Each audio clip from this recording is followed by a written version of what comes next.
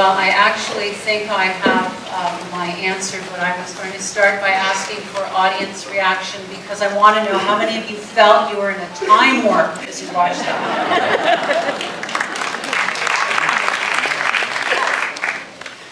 Anita Hill, Freida Mock, thank you for being here for this movie, for this film tonight, and for talking with us so we can understand a little more. Can I ask about that telephone message that opens the film? What was that about? I am not the person to ask. Everyone has their own interpretation of it.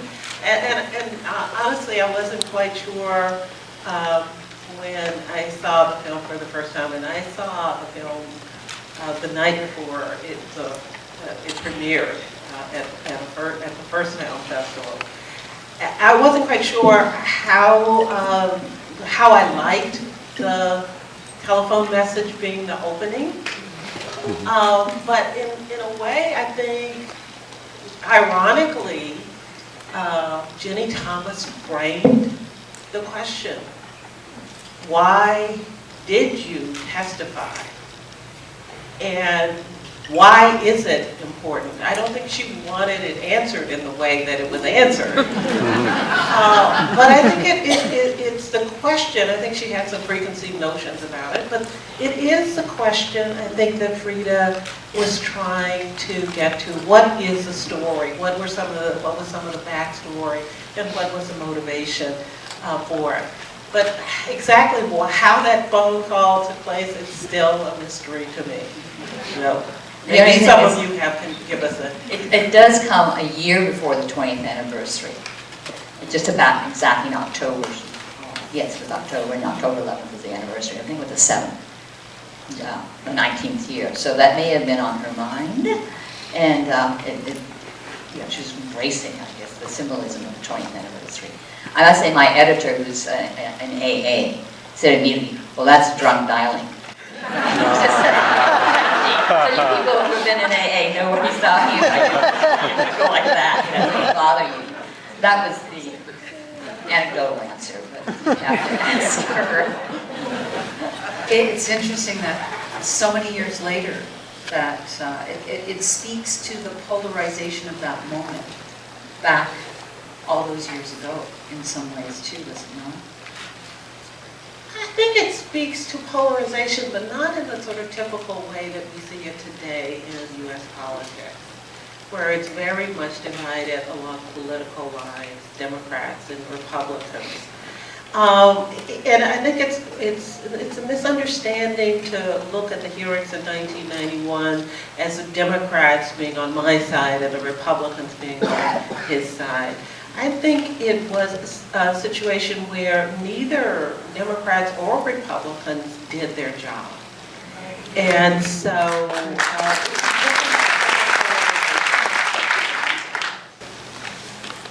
I think we have it gives us a sense of the complexity of the issue that was in front of them, that was a social issue that really transcended politics, party politics. I was very struck by in the conversation with Jill Eggleston and Jane Mayer, and they're remembering watching you in front of that committee. They talk about Teddy Kennedy looking down at the vote. You got the same response, I think. And it is remarkable that it wasn't a polarization, that it was you against, not even against, because you, as you point out, were a private citizen. You weren't for or against, you were merely making a point and making a statement. When it became something that went after your credibility and your character that continued even beyond that room, speak to us a little bit about how that affected you and how you confronted that internally.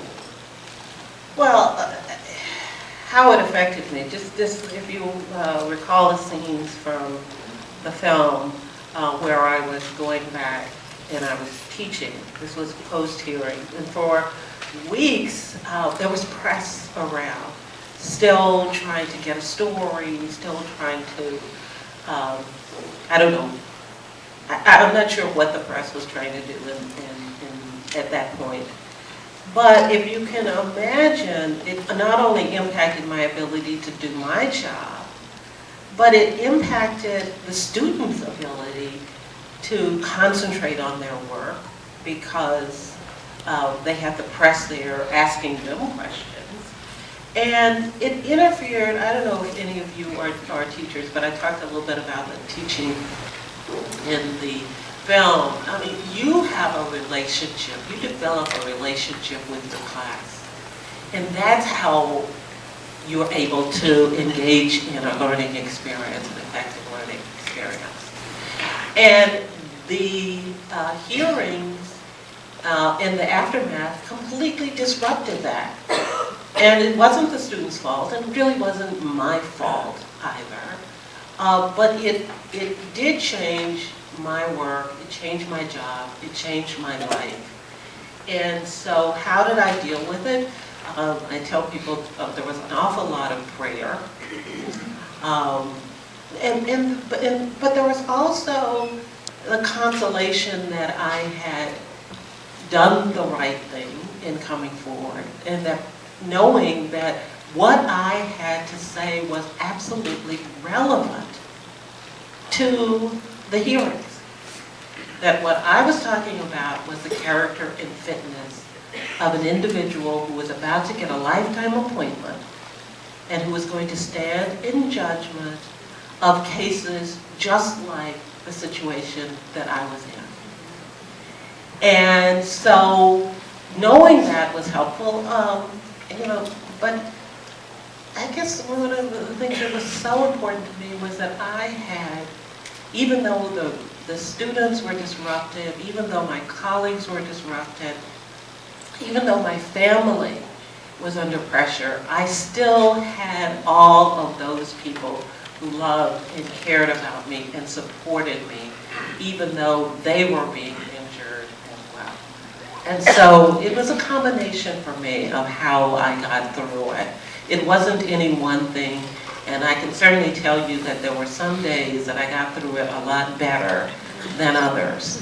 But at the end, you realize that, that you did the right thing, and you can put your head on the pillow and sleep at night because of that.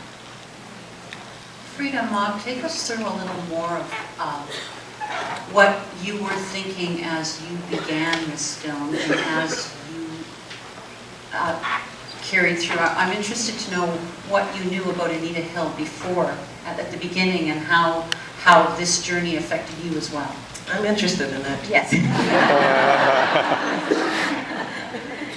I knew basically the televised audience knew, which was this sensational testimony that just was riveted to the TV set. It was just it was an immediate visceral reaction for me. Just spend the weekend just listening to this astonishing commentary, especially from the other side, especially the witnesses. I couldn't believe men would say these things about a person. It just didn't ring. I didn't know anything about her, but it just didn't ring true.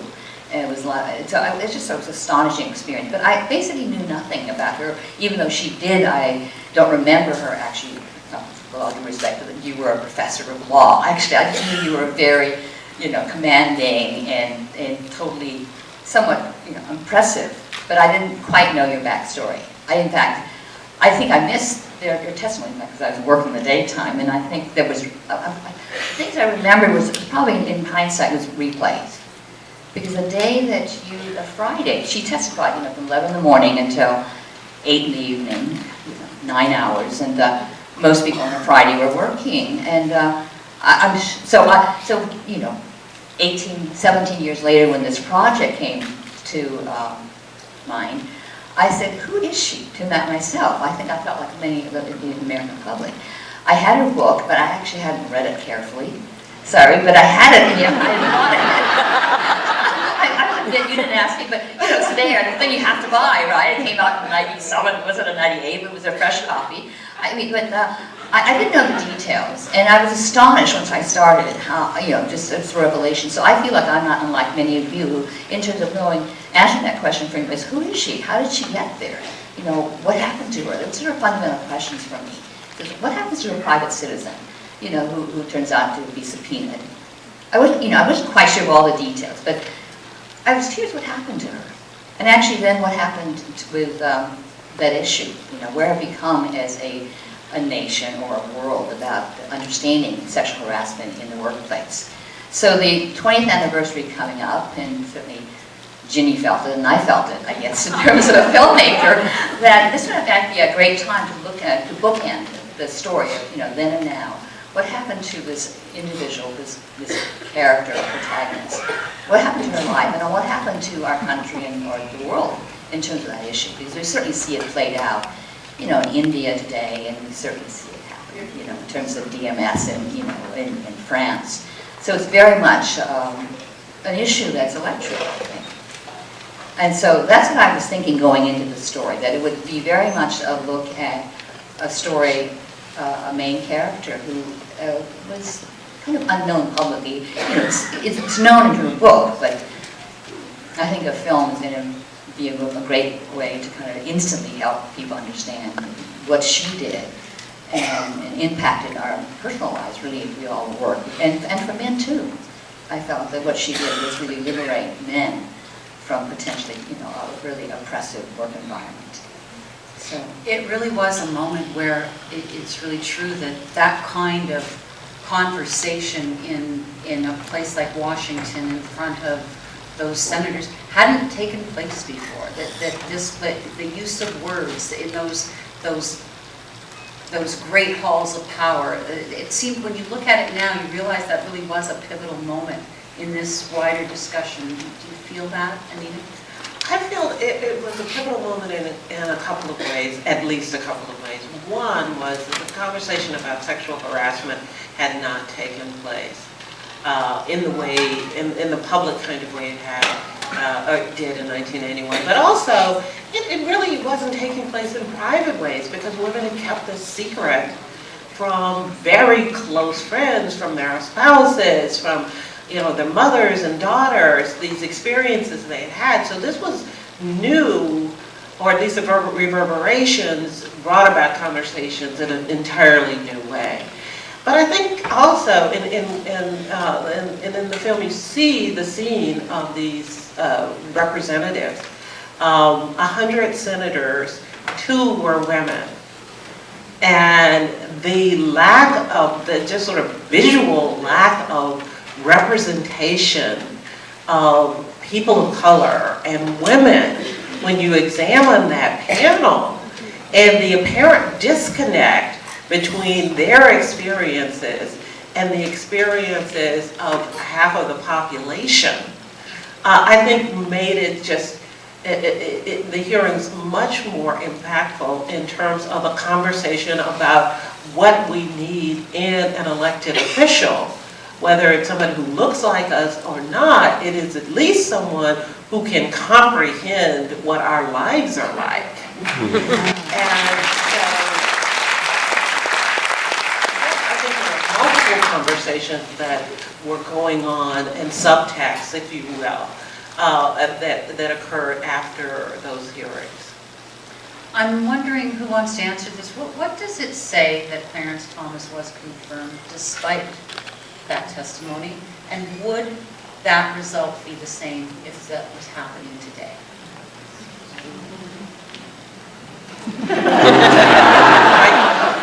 You know, I said that regardless of who any individual senator believed, it was just easier to confirm him and to say that they believed him than it was to openly say, you believed me. They were not willing to take the political risk of not confirming him, a majority anyway. Now, and even some of those who may have voted not to confirm him would say, oh, well, it didn't have anything to do with Anita Hill. It was that I didn't think he was qualified anyway. They were not willing to say that this is an important enough issue that we think it disqualifies someone. Just the shadow of this, the inference of it, the idea that we could be putting somebody on the Supreme Court, there's a reason we call it Supreme Court, who would engage in this kind of behavior. They weren't willing to take that step and make that kind of a statement. And we see it wasn't just the senators were willing to, unwilling to take that stand. We see it in workplaces where the powerful partner or the powerful executive or the person who makes a lot of money for the company is allowed to get away with egregious behavior because no one is willing to say that this is important enough character issue, that we don't want this person to represent our institution. We see it in the institutions, whether it's schools or workplaces or the political. And I'm happy to say that some of that is changing.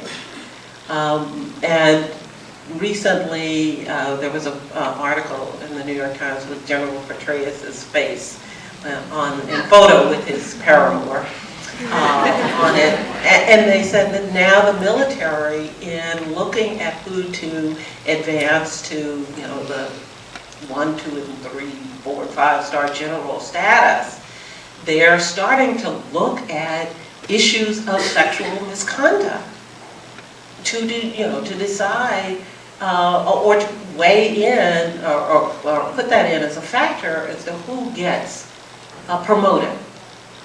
Now that's a big, you think, oh, of course, they always did that. Well, apparently they didn't. Because in 2013, they're making an announcement that now they're going to do that. So, yes, it's progress, it's slow, but it's significant that we realize that it is happening. It's a very organic process.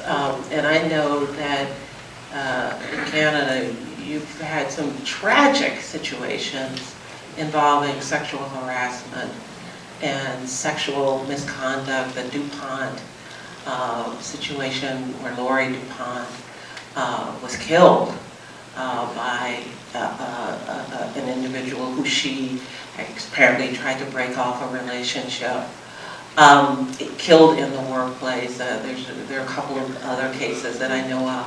So we are learning, and I think we're learning from each other as we go.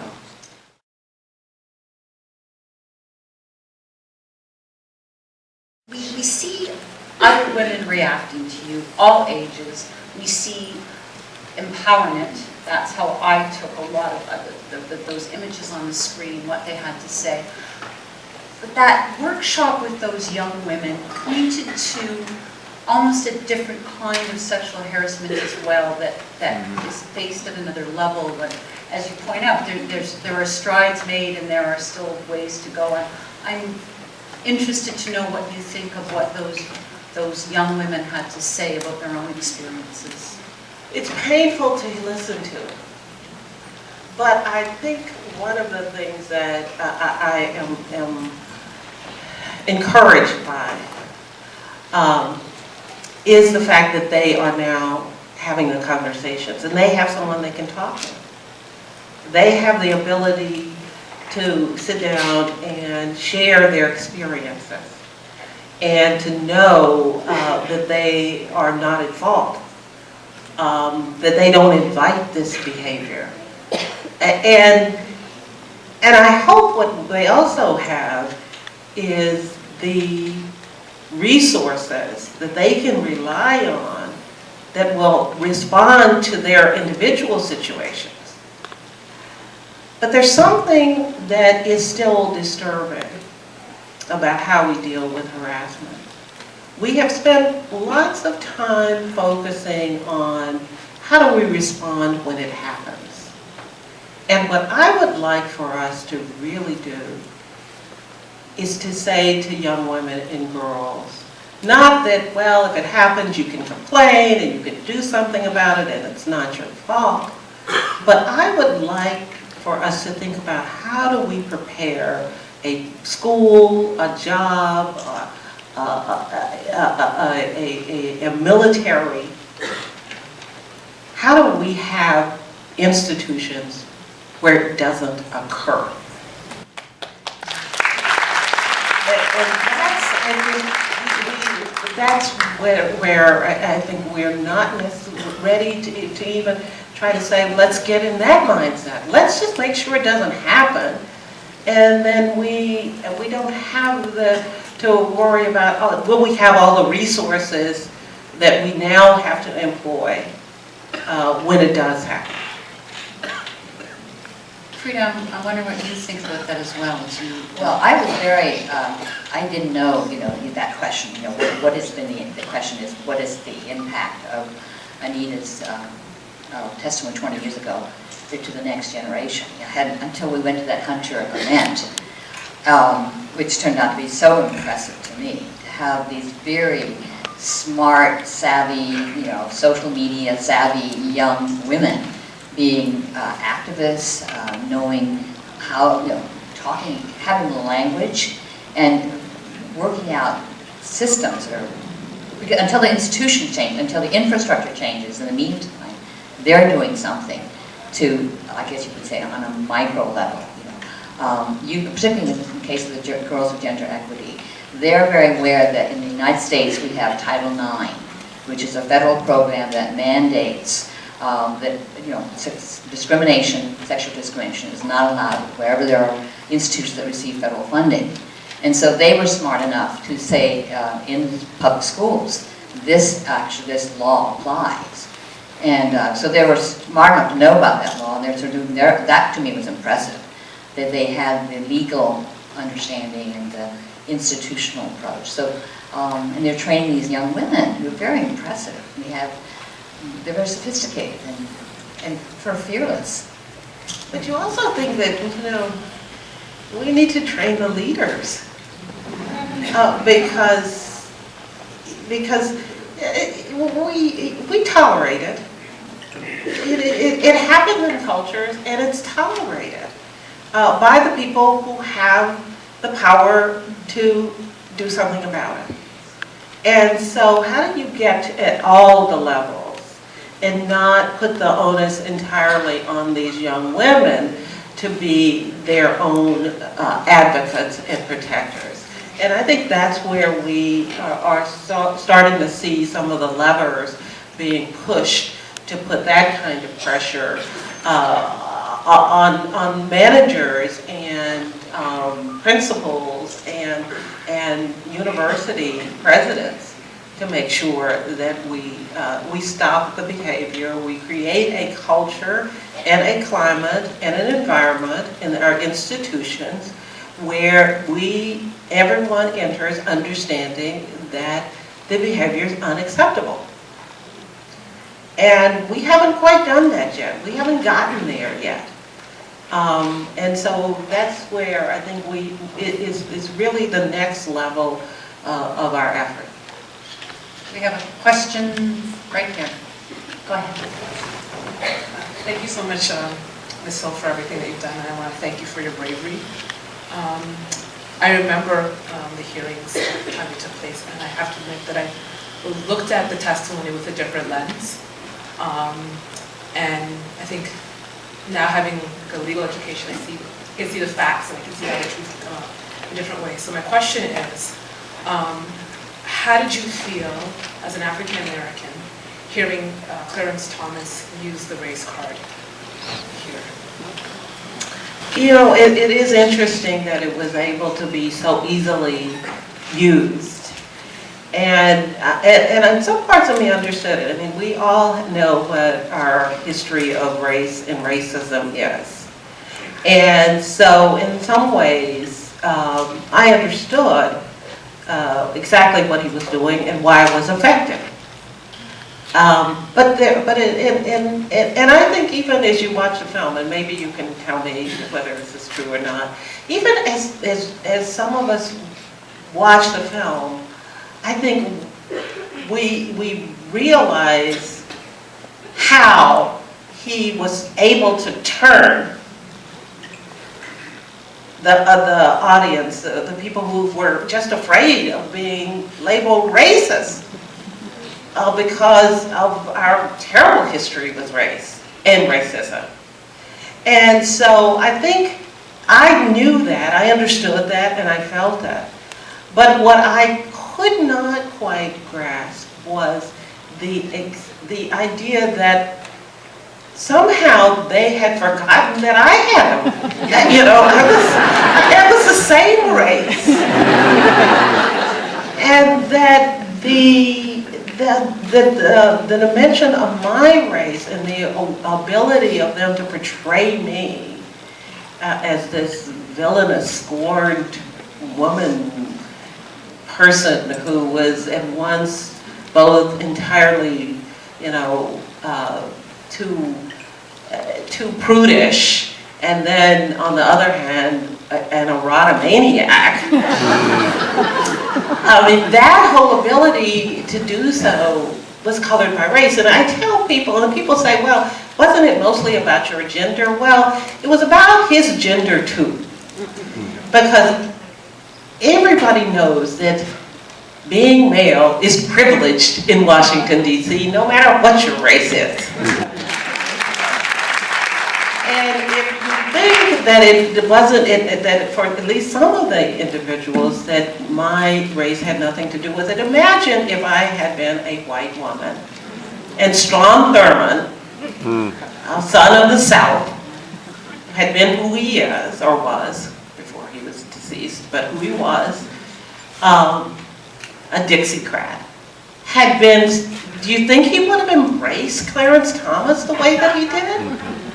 So it was really about both of our races and gender, on both. And it took me a long time to sort of figure all of that out. But I'm very fortunate in that I was confident in both my race and my gender.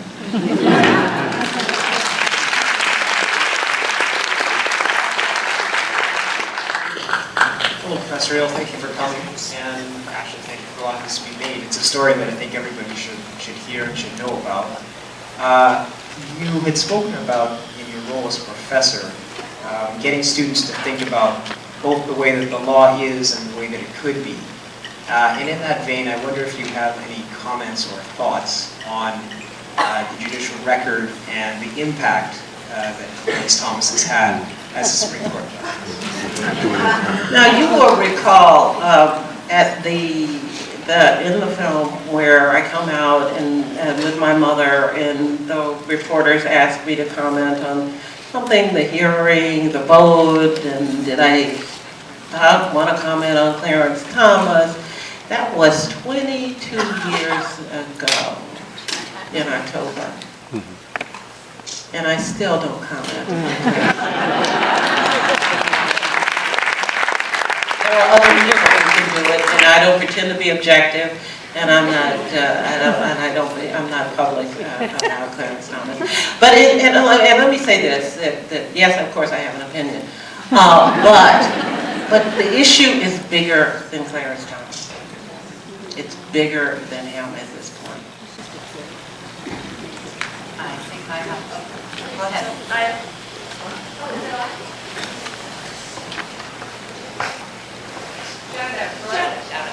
Okay, so my question is, what is it like teaching law now, Brandeis in Waltham, 22 years after teaching in Oklahoma? So what's your messaging to your students now when they want to talk to you about your experiences during the ridiculousness? People think I teach about the hearings. I don't. There's a lot to teach about. I have never made it a point to teach about the hearings. A lot of people have, and I'm grateful for that. But that's really not, that wasn't what I was teaching then, and it's not really what I teach now, the content of it. I will say that in terms of my teaching about the law, I'm looking at it in a sort of a much more bigger picture way, because I don't teach in a law school. I don't teach to people who are going to be practicing attorneys. I teach policy students who are either getting master's or PhD in public policy. And so what I have the good fortune to be able to do is not just look at the letter of the law, but look at the impact of the law, look at how the law is made, and who is making it, who it favors, who it disfavors, how we can shape the law to do better by the people who we think need it the most. So I'm looking at law differently now, not so much to teach people to go out and practice and file claims and represent clients, but to teach people who are going to be going out in the public, in some aspects of public sector work, to teach them about how they can understand and interpret and use the law to benefit the people they serve. I was 19 years old and I was just starting university when the hearings began, and my recollection of them obviously was a bit different than it is now. And what really struck me was much younger, although still thinning, Joe Biden. I'm just curious if you've had the opportunity to engage with Mr. Biden or any of the politicians that were on the hearing. You know, I have not really.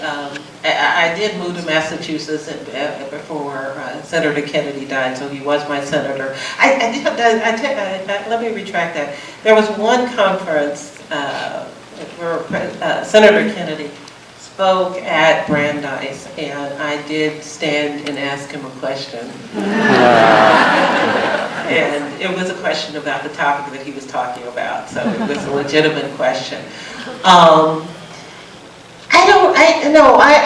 Those are not the circles that I travel in. And so I did hear after the hearing from Senator Paul Simon a very nice letter. But generally, you know, I had a chance encounter at one point with Arlen Specter, who was, interestingly, he and I have, it's just ironic. He and I, Arlen Specter and I, had both the same undergraduate and law school degree. We went to the same undergraduate school, Oklahoma State University and Yale Law School. Now, I think that's the only two things we have in common. But, you know, now, to have any kind of extended or ongoing relationship or conversation with any of the senators, no. And no. Freida, I'm wondering if have you had any reaction to the film from any of those senators? No, we haven't shown it in we have not shown it in Washington yet. It's only been in the, you know, the privileged places like here and Sundance. Perhaps when it's released, there'll be the time when there will be people weighing in on the story. Someone asked me, well, you know, don't you think you're going to get a lot of, you know, comments from the right? I don't know. I don't want to think. I just, you know, do what I do and let things happen the way they will happen. Don't we all? Yeah.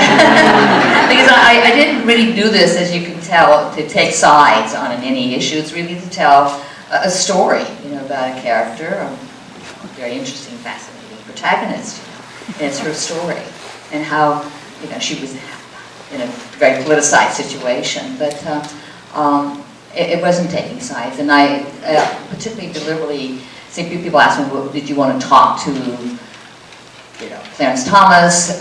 It didn't say, well, one hears that he does not do interviews like this, and it didn't even cross my mind that it's not, what would he say? Except to say, you know, he stated what he said in the film. Because it's her story. And I don't, you know, his comment about her, his potential comment, is not really germane to the story. When you saw that row of filing cabinets in the basement, what did you think? All the letters that she received when you... Well, I think there's a treasure trove there. It's that I hope that she'll really do her fourth book, right? I mean, there's something, it's the heart and soul of people talking. You know, it's a world, like she received letters right from around the world, but obviously most of it from the United States, and it's sort of a reflection of who we are, I think. Just that one letter she pulled out, anecdotally, it's just so intelligent, heartfelt, and just right on the mark in terms of addressing the issues that she raised. It must be an affirmation for a filmmaker, though, too, to look at something that happened 20 years ago, and then to see sort of a proof that it affected so many people as the years went by, because you're looking back and you're looking forward, and to see those reactions must play into then how you choose to keep the film going or keep yourself going. Yes, it was it was fascinating. I heard about these letters from, I guess, from her book, but didn't see it go down in that basement. You know, I didn't know where we were going, and it was fun to kind of take that visual journey. Where is she doing? He's taking me to her junkyard, you know, fire sale place, but it turned out these cabinets are just full of life, and it's just symbolic. I thought, which says so much about our country, really, and about ordinary people with extraordinary ideas about what's right and wrong. That's what I felt is writing now. We have another question, I think. Go ahead. Hi. I remember back when Freida, you were speaking with, I believe it was the congresswoman, and they were speaking about the result of talking about that Anita lost. And I thought that your film definitely represented how, in so many ways, you did not. It was definitely a victory for so many women, and it was the catalyst to so many women being able to see the root of, as you say, dignity, to tell the truth. And I think that everybody who was not a politician was not afraid from that point forward to be on the right side. And I thought that was interesting from that point forward, that it was a divide of Congress, or that Supreme Court appointment, and Supreme Court being about telling the truth. And that made, I think, 20 years hence, when you saw the amount of women deciding that they were going to report sexual harassment, and you're now seeing in Kenya the Supreme Court challenge. There's hearing arguments on Tuesday. What is the question? I believe it all. It came from you, whether it's direct or whether, and how could that be a loss? It's congratulations. Mm-hmm. Well, you know, as I say, it is organic. And I do think that the immediate reaction was that once Clarence Thomas was confirmed, then he won, she lost, let's go home. But in fact, what happened then was that women said, you know, no, the conventional wisdom, seriously, after the hearing was, and I had reporters tell me this, I had people say, well, you know, no woman is ever going to come forward after watching what happened to you. And, you know, this is it. And they found yet another way to blame me for what happened next. But what happened was really that then women just sort of took on this challenge. They took a little bit of knowledge that they had about what their rights were, and they decided that they were going to pursue them. And they were willing to take whatever risk they needed to take to pursue them, because not taking the chance put them at greater risk. And that's what we have begun to understand. Not making the decision to do something about inequality puts us all at greater risk. And that's where we are today.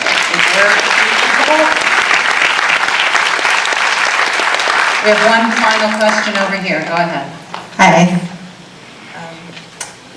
What I wanted to know, at least about what question I had in my mind as a student pursuing a career, institutions. Discrimination is everywhere, I know this. But one of the things you were saying is that when people go through this, a lot of the time they don't like to talk about it.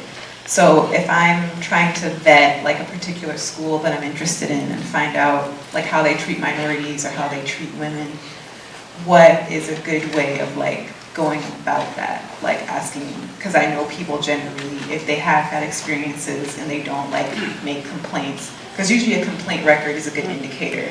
But you know, oftentimes people don't make complaints, at least I've seen it with my peers. Like, oh, such and such happened, but you know, I really don't want to complain about it just because I don't want to like, you know, ruffle any feathers or make trouble for myself. I just want to get through this program and get out. So what is a good, not necessarily, I'm not looking for a definitive answer, just a guideline for things to look out for, like red flags or what sort of questions to ask? Well, I don't think there are any set questions to ask, but I think it just really finding yourself or putting yourself in conversation with the people who would be your peers. And sitting down and saying, well, what happens if, for example, a professor and I have a disagreement and I think the professor is treating me unfairly because of my race or my gender, or how would I, have you ever seen any of these incidents or instances in your time at the institution, at the school, or at the workplace? And how are they handled? It doesn't say that I'm asking you if you have a complaint, but I'm asking you what the climate is like. And I think that people now, whether they want to complain or not, are at least willing to talk about what the climate of their workplaces are like. I think they take a certain kind of responsibility, I think, for people coming in that they don't even necessarily take for themselves in a situation, because as we know, many cases we say, oh, we'll handle it. We will just figure out how to deal with it. But if somebody else asks them, you know, what's it like here? What's the experience like? Then they are much more open to sharing it. And find peers who will talk with you about it. The question isn't whether any of us are, for me, in 2013, and probably for the near future, it's not about whether any of us are ever going to be, right now, going into a place that is absolutely free of bias and discrimination and inequality. That would be one, well, maybe it happens in Canada.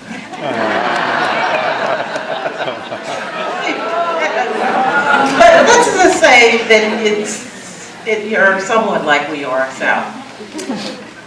That's not going to happen. But there are two things that can happen.